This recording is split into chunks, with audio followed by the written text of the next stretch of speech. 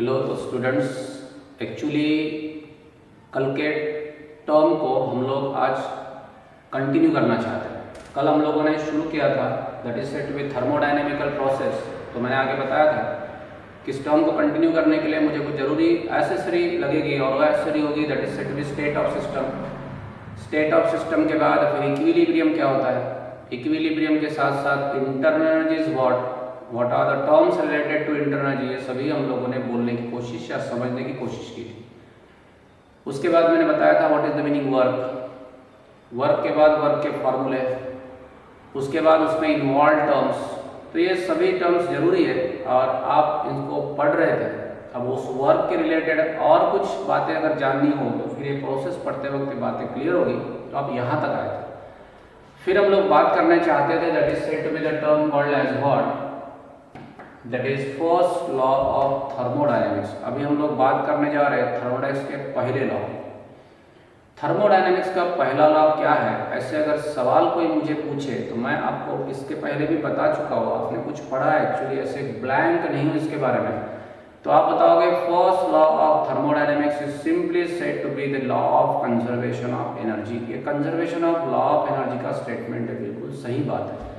अब आप बोलोगे सर इसके स्टेटमेंट क्या होंगे, तो मैं एक सिंपल बात बता दूं कि मुझे स्टेटमेंट याद रहेंगे नहीं रहेगा, ऐसे होगा। तो जितने हो सके उतने याद करें। इनके स्टेटमेंट्स अलग अलग साइंटिस्ट ने एक्चुअली अपने एक्सपेरिमेंटल ऑब्जर्वेशन से लिखे हुए लॉ है। मैंने जब फीचर बताया था थर्मोडायनेमिक्स का, लिमिटेशन बताया था, तो बोला था कि laws of thermodynamics are totally depends on the experimental observations and that's why they may just connect, associate और फॉर्म और जस्ट करेक्टेड आउट। इनके स्टेटमेंट जब हम लोग बात कर रहे थे ना, तो स्टेटमेंट लॉ ऑफ कंजर्वेशन के, और वो स्टेटमेंट आपको जितने पता है उतने आप याद करें और जितने एक्स्ट्रा जोड़ना चाहे उतने जोड़ दो, क्योंकि पेपर में सवाल कैसे आएगा फिर ये सवाल, क्योंकि हम लोग हमारी बात वही करेंगे कि पेपर में किन प्रकार के सवाल आएंगे सर।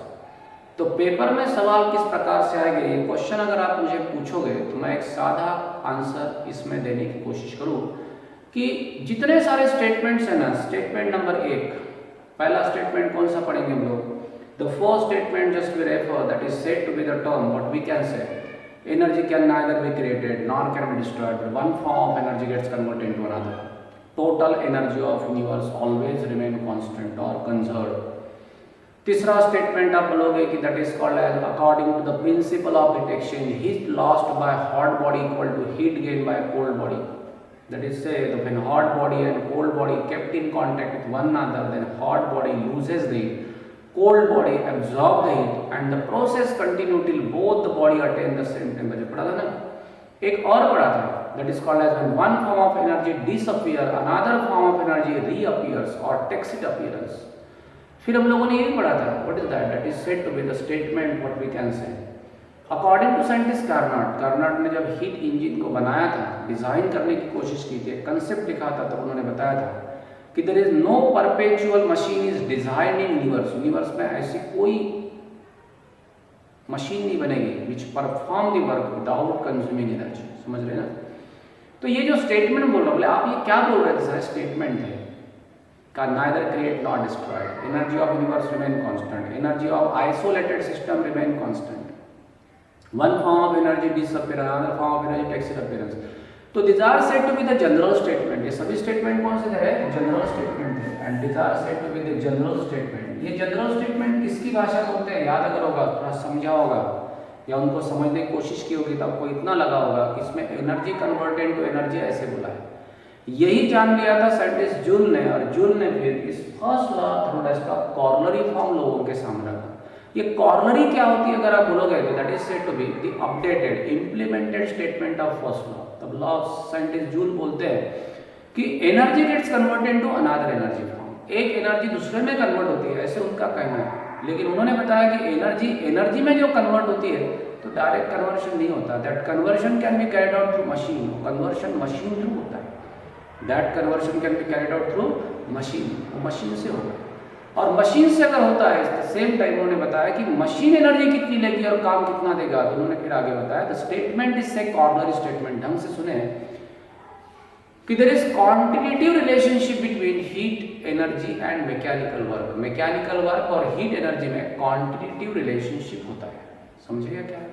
मतलब 100% रिलेशनशिप। आप एनर्जी दो और काम दो, एनर्जी और वर्क, इसके बीच में कौन सा रिलेशन होता है?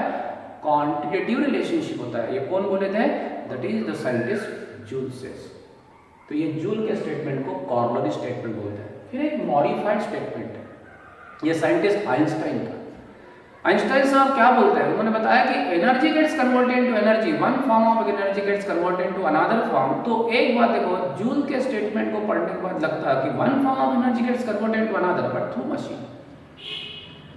और आइंस्टाइन बोलते हैं कि energy gets converted into energy through machine, that is correct, but not only energy but mass is also concern. मतलब इसमें कन्वर्शन के दौरान मास भी इन्वॉल्व होता है। मतलब not only energy but mass is also concerned, mass and energy together are concerned। mass energy कैसे होगा? एक साथ कंसर्न होते हैं, ऐसे कौन बोलता है? that is आइंस्टाइन साहब बोलते हैं। तो modified statement says that mass and energy together are concerned, that is explained by the scientist Einstein. तो ये जो स्टेटमेंट हम लोग पढ़ रहे हैं ना, general form, coronary form, modified form, आप बोलोगे इनके ऊपर सवाल कैसे आएंगे सर, आप बताओगे क्या? तो जैसे जनरल फॉर्म के स्टेटमेंट अगर आपको दिए, उसने बोला है कि which is said to be a wrong statement related to first law, which is a right statement related to first law, which is said to be a corollary statement of first law, which is a modified form of first law. ऐसे सवाल अगर पूछे जाएंगे, who was the proposer of modified statement, who was the proposer of corollary statement. तो एक बात ध्यान रखना कि एक्चुअली ये सभी स्टेटमेंट को आपको याद करना है, थ्योरेटिकली याद रखो छोड़ो। इसमें सिर्फ इतनी बात दिमाग में रख लेना है कि one form of energy gets converted into another, 100% energy conversion, ऐसी भाषा। उसके बाद आप बोलोगे इसका मैथमेटिकल फॉर्म मैंने कैसे लिखना चाहिए? तो मैथमेटिकल फॉर्म हम लोगों ने डिराइव किया था। उस मैथमेटिकल फॉर्म को अगर मैं लिखूं तो स्टेटमेंट कुछ ऐसे होगा, that is say Q equal to delta U plus minus W। थोड़ा सुने, Q equal to delta U plus और माइनस W। इसमें Q क्या है? हीट एनर्जी है, हीट एनर्जी। डेल्टा U क्या है? Internal energy change, internal energy क्या है? चेंज है। तो W क्या है? तो आप बोलोगे सर वो वर्क डन है, वर्क डन। अब आप बोलोगे सर ये तो मुझे भी पता था, लेकिन एक कंडीशन देखो इसके इंपॉर्टेंट है, साइन कन्वेंशन। अब बोलो Q की वैल्यू कैसे दी है? पॉजिटिव। डेल्टा U का वैल्यू कैसा है? पॉजिटिव है। तो W का वैल्यू कैसा है? निगेटिव है। फार्मूला समझ रहे ना, देख रहे हैं ना, समझ रहे, ठीक है। Q का वैल्यू पॉजिटिव मतलब heat gain, heat gain, GARNED। Delta U का वैल्यू पॉजिटिव मतलब एक कंडीशन देखो, that is called as internal energy increase. ये ऐसा हो गया U2 minus U1 is delta U greater than 0, मतलब U2 greater than 0, U1 greater than 0 बोले दोनों, U2 greater than U1, U2 greater than U1 मतलब फाइनल इंटरनल एनर्जी की value initial value से क्या है? ज्यादा है। और जब फाइनल इंटरनल एनर्जी की वैल्यू ज्यादा है मतलब इंटरनल एनर्जी बढ़ गई, ठीक है। वैसे ही W वर्क डन निगेटिव है, इस निगेटिव वर्क को ना एक्सपांशन वर्क बोला जाता है। क्या होता है? Expansion work. और इस एक्सपांशन वर्क को बोलते हैं work done, that is work done by the system, bye the system. ध्यान रखना कन्वेंशन। चलो ये भी क्वेश्चन है। Work negative means expansion work. Expansion work मतलब क्या होगा? तो आप बोलोगे sir V2 greater than V1, जानते हो इसको? मतलब हीट अगर सिस्टम गेन करती है तो इंटरनल एनर्जी क्या होगी? इंक्रीज होगी। और उसके बाद आप बोलोगे work done by the system होगा। आप बोलोगे डायग्रामेटिकली कैसे लिखोगे? डायग्राम देखो, ये हमारा सिस्टम है, इस सिस्टम में गैस भरी हुई है, इसका वॉल्यूम V1 है। V1 के बाद आप बोलोगे सर इस सिस्टम को हम लोग Q amount of energy supply करवा रहे हैं। जब सिस्टम को Q amount of energy supply करेंगे तो सिस्टम जनरली आप बोलोगे अपनी इंटरनल बढ़ाएगा डेल्टा U ग्रेटर देन 0। साथ ही साथ पिस्टन ऊपर दौड़ेगा। पिस्टन जब ऊपर चढ़ता है तो volume, final volume becomes V2। Final volume क्या होगा? V2। और यह V2 greater than V1, V2 greater than V1। V2 greater than V1 मतलब वर्क ऑफ एक्सपांशन। वर्क कैसे होगा रे? एक्सपांशन का वर्क होगा। और इस एक्सपांशन वर्क में आप क्या बताओगे? दैट वर्क ऑफ एक्सपांशन मतलब work done by the system, work done by. अब थोड़ा उल्टा देखते हैं। समझो Q की वैल्यू, Q पॉजिटिव है, डेल्टा U पॉजिटिव है, W। अब थोड़ा सा हम multiply by negative sign, minus Q equal to minus delta U, और यहाँ माइनस है प्लस ऑफ W। थोड़ा क्लियर करें हमारी इस बातों को, डेल्टा क्यू की वैल्यू निगेटिव है। निगेटिव मतलब आप बोलोगे सर क्यू की वैल्यू पॉजिटिव है, पॉजिटिव मतलब गेन, तो क्यू की वैल्यू निगेटिव मतलब lost, heat lost bye the system. Delta U negative मतलब आप बोलोगे sir U2 less than U1, मतलब इंटरनल क्या होगी, डिक्रीज होगी, या क्या होगी रे, इंक्रीज होगी। और W की वैल्यू पॉजिटिव मतलब या कन्वेंशन है, कंप्रेशन होगा, क्या होगा, कंप्रेशन होगा। जब वो कंप्रेशन है इसका मतलब W की वैल्यू पॉजिटिव मतलब work of compression, work of compression मतलब work done on the system, work done on the system, system पे हुआ वर्क है, that is called as compression work. समझ गए? तो ये थोड़े से कन्वेंशंस को आपको याद करना है, जो मैथमेटिकली जब हम लोग सॉल्व करेंगे तो ध्यान रखना। और उस वक्त आप बोलोगे सर इसको डायग्रामेटिकली कैसे दिखाओगे, तो ऐसे ध्यान रखना कि ये हमारे पास सिस्टम है, इसका जनरल वॉल्यूम इनिशियल V1 है। ये सिस्टम आप बोलोगे सर क्यू हीट लॉस्ट करती है, क्यू हीट क्या करेगी, लॉस करेगी, जा रही हीट बाहर सराउंडिंग में, तो क्यू की वैल्यू क्या लिखोगे, निगेटिव लिखोगे। क्यू की वैल्यू क्या लिखोगे रे, निगेटिव। क्यू की वैल्यू निगेटिव लिखोगे, इसका मतलब है पिस्टन जो यहाँ पे है वो पिस्टन नीचे आएगा, मतलब उसका वॉल्यूम क्या होगा, volume of the system just goes on, मतलब V2 लेस देन V1, मतलब ये क्या होने वाला है, कंप्रेशन। कंप्रेशन जब होगा तो W का वैल्यू कैसा आएगा, पॉजिटिव। थोड़ा कंफ्यूज ना हो, थोड़े रिलेशन को देखो, एक मैथमेटिकल फॉर्म को लेके उसको ध्यान रखना, उसके कन्वेंशंस क्या है। Q मतलब क्या, Q की वैल्यू पॉजिटिव मतलब क्या, Q की वैल्यू निगेटिव मतलब क्या, निगेटिव Q कैसे होगा, पॉजिटिव Q का बस कैसे रहेगा।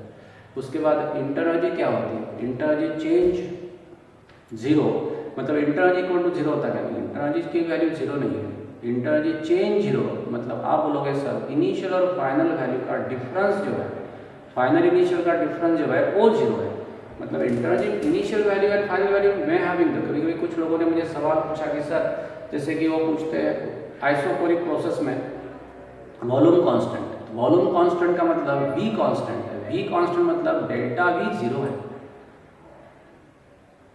कांस्टेंट का मतलब एक बात देखो, that is value is constant, तो चेंज इज जीरो, उसका चेंज क्या है, मतलब इनिशियल प्रोसेस में देखते हैं, तो ठीक है ना।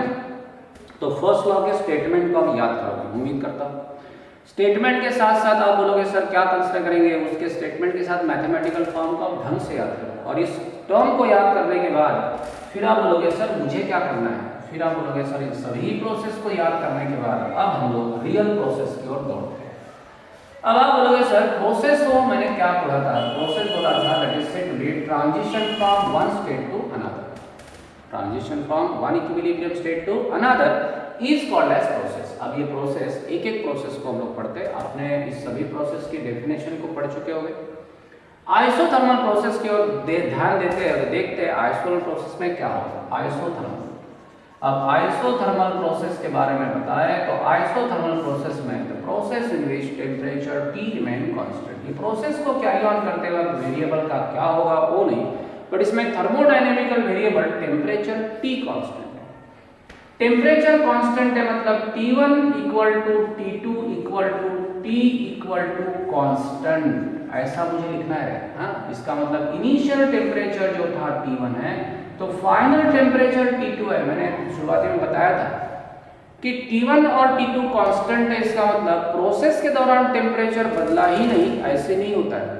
तो प्रोसेस के दौरान टेम्परेचर चेंज होगा, लेकिन इनिशियल स्टेट में मैं जिस टेम्परेचर पे था, प्रोसेस पूरी होने के बाद एक नेक्स्ट इक्विलिब्रियम जब रिएक्शन का आ जाएगा उस वक्त टेम्परेचर और अभी का टेम्परेचर, तब मैं आपको कुकिंग प्रोसेस का एक एग्जाम्पल बता रहा था, कुकर का पहला टेम्परेचर जो आप कुकर लगा रहे थे और कुकर का फाइनल टेम्परेचर जब आप कुकर खोल रहे हैं, जब आप खाना परोसने जा रहे हैं, तो इनिशियल और फाइनल ये दो टेम्परेचर कैसे रहे, सेम है। तो आप इसको क्या बोलोगे, here the temperature remain constant indicate what, this is said to be isothermal process. Process कौन सी बोलोगे, आइसोथर्मल प्रोसेस बोलोगे इसमें डेल्टा टी इक्वल टू क्या होगा, 0 होगा, डेल्टा टी इक्वल टू 0। एक छोटी सी बात है, आप बोलोगे सर यहाँ आप बोलते हैं कि टेम्परेचर टी रिमेन कांस्टेंट, कभी कुछ लोगों में ऐसे भी कंफ्यूजन आता है, मैं उसको पूछता हूँ कि आपको टेम्परेचर बढ़ रहा मतलब क्या होता होगा, सिस्टम का टेम्परेचर बढ़ रहा था, आप तुरंत बोलते हो सर इसकी हीट बढ़ रही, लेकिन मैंने पूछा हीट और एनर्जी ये दोनों सेम है क्या, तो कुछ लोग लगभग सेम ही बोलते हैं, नहीं, हीट एनर्जी है तो टेम्परेचर एक अलग प्रॉपर्टी है, लेकिन टेम्परेचर और heat they both are directly proportional. अगर आप 10वीं के चैप्टर के साथ कनेक्ट हो तो मैं आपको पूछता हूँ that is said to be heat Q equal to mCT, ऐसे कुछ रिलेशन पढ़ा था, Q इक्वल टू mCT याद है, इसमें Q हीट एनर्जी थी तो m मास ऑफ सब्सटेंस था, उसकी स्पेसिफिक हीट कैपेसिटी थी, तो T इज टेम्परेचर था। Temperature and heat energy they both are directly proportional but temperature is not heat. मैंने जब पूछा था कुछ लोगों को तो उसमें लगभग सेम ऐसा नहीं, हीट का यूनिट एनर्जी का यूनिट होता है, तो टेम्परेचर कैलोरी केल्विन में निकाला जाता है, सेल्सियस में निकाला जाता है, फ़ारेनहाइट टेम्परेचर होगा एंड सो ऑन। तो बाय द वे अगर ये वर्ड निकला ही तो हीट थर्मोडाइनमिक्स में हीट जब पढ़ रहे हो तो लैटेंट हीट, स्पेसिफिक हीट, इस प्रकार की जो हीट है उसको आप याद करने की कोशिश करें तो समझ गए ना, ये टेम्परेचर T है ये Q है, that is here what we can say temperature T remain constant, temperature क्या रहेगा, कांस्टेंट रहेगा, कांस्टेंट अगर टेम्परेचर है मतलब delta T equal to 0 and the process is said to be isothermal.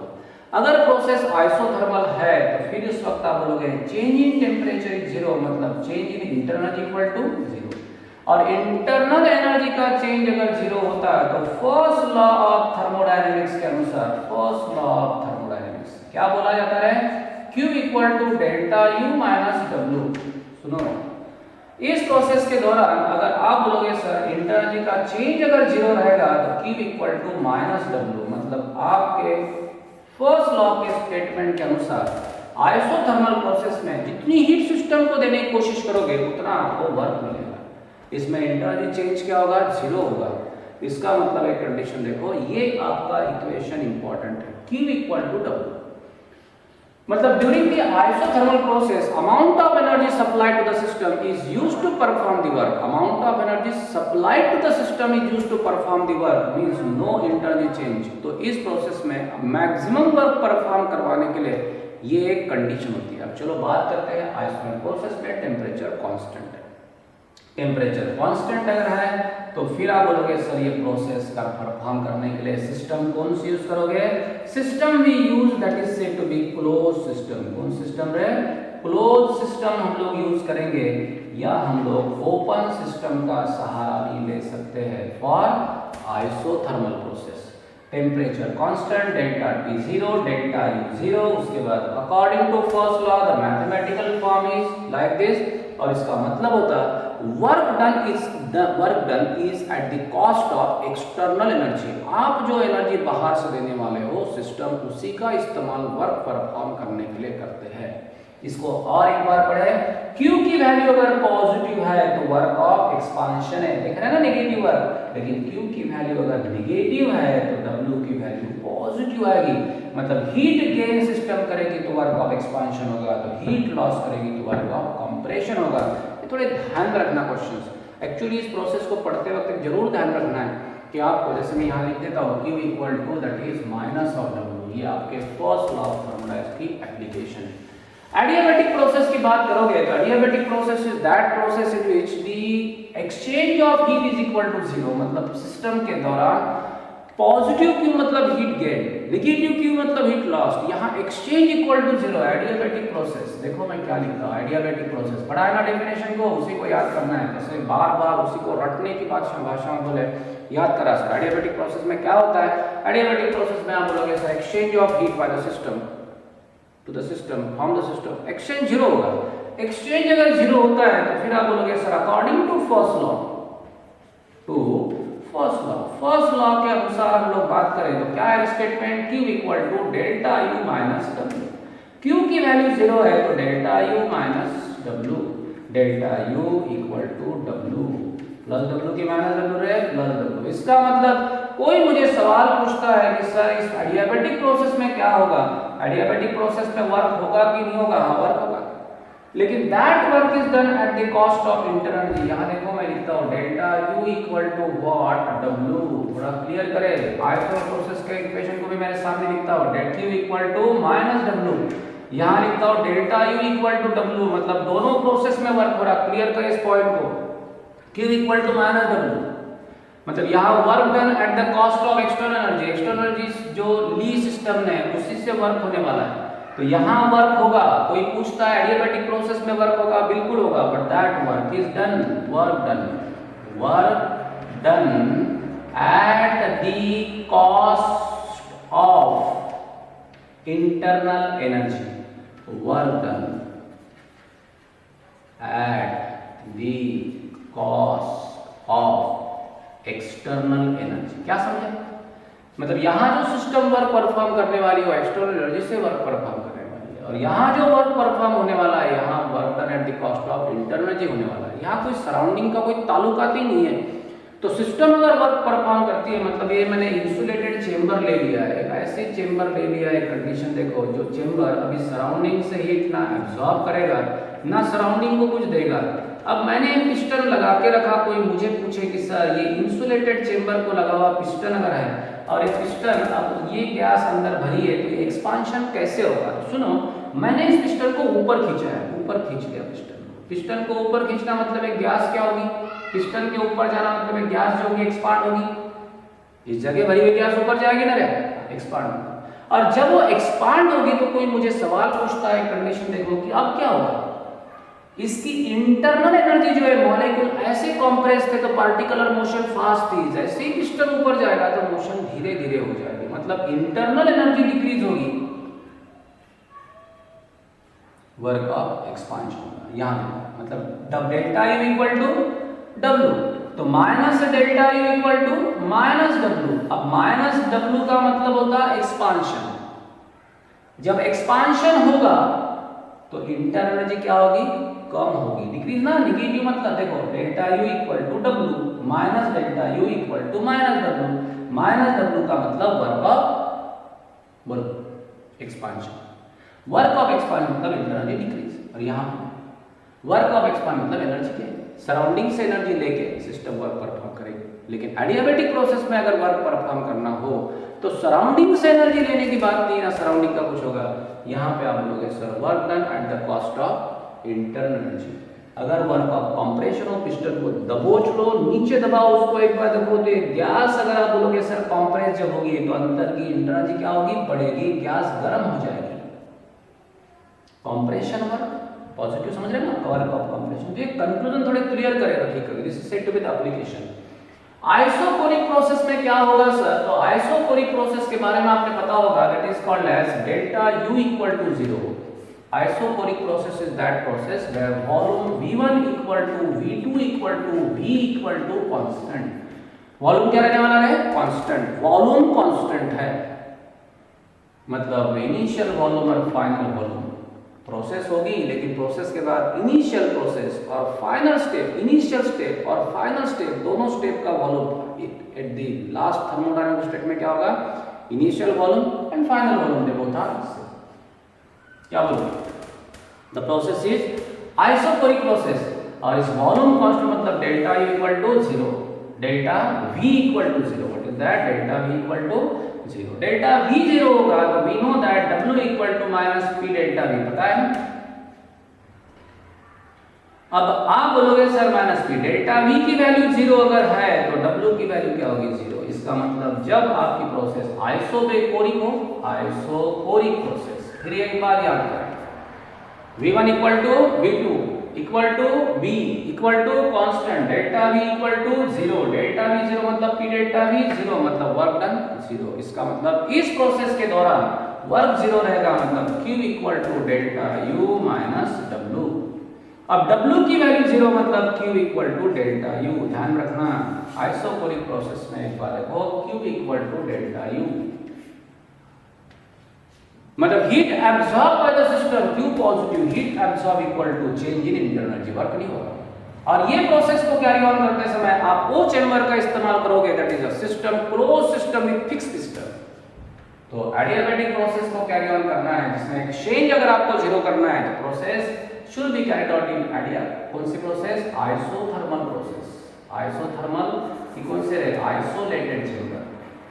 Chamber कौन सा रहेगा, आइसोलेटेड चेंबर रहेगा। यहाँ पे चेंबर क्लोज रहेगा, यहाँ क्लोज रहेगा, लेकिन फिक्स पिस्टन होगा, समझ गए। Isobaric process is said to be the process which is carried out at constant pressure। Constant pressure, मैं फिर बोलता हूँ आइसोबैरिक प्रोसेस, थोड़ा ध्यान रखना है। एक्चुअली क्या होगी सर, तो आइसोबैरिक प्रोसेस, इस आइसोबैरिक प्रोसेस की बात करोगे जिसमें pressure P equal to constant रे डेल्टा P इक्वल टू 0 होगा। P 0 नहीं है, डेल्टा P 0 है, तो आप बोलोगे W equal to P delta V। अब डेल्टा P का वैल्यू 0 है, P का वैल्यू 0 है क्या, नहीं, इसका मतलब work having the specific value according to first law. First law का स्टेटमेंट अगर देखते हैं तो क्या स्टेटमेंट है, Q equal to delta U minus P delta V, ठीक है ना रे। कौन से प्रोसेस की बात कर रहे हैं, इस प्रोसेस में क्या कांस्टेंट रहने वाला है, प्रेशर कांस्टेंट रहेगा, मतलब डेल्टा P की वैल्यू क्या होगी, W क्या होता है, डेल्टा P डेल्टा V की P delta V। P delta V में P की वैल्यू 0 है क्या, नहीं। P डेल्टा V 0 होगा क्या, नहीं। P डेल्टा V 0 नहीं होगा, इसका मतलब W 0 होगा क्या, मतलब इस प्रोसेस में वर्क 0 रहेगा क्या, इंटरनली चेंज वो भी 0 नहीं रहेगा। इसका मतलब इस आइसोबैरिक प्रोसेस में जनरली आप बोलोगे सर मैथमेटिकल फॉर्म इक्वेशन ऐसे रहेगा, Q equal to delta U minus W, equation जैसा का वैसे ही रहेगा, मतलब इस प्रोसेस के दौरान सिस्टम दोनों काम करेंगे। फिर कोई पूछे कि साइक्लिक प्रोसेस क्या होगी सर, तो साइक्लिक प्रोसेस की बात अगर बोलेंगे, system undergoing series of changes पर return to its original state.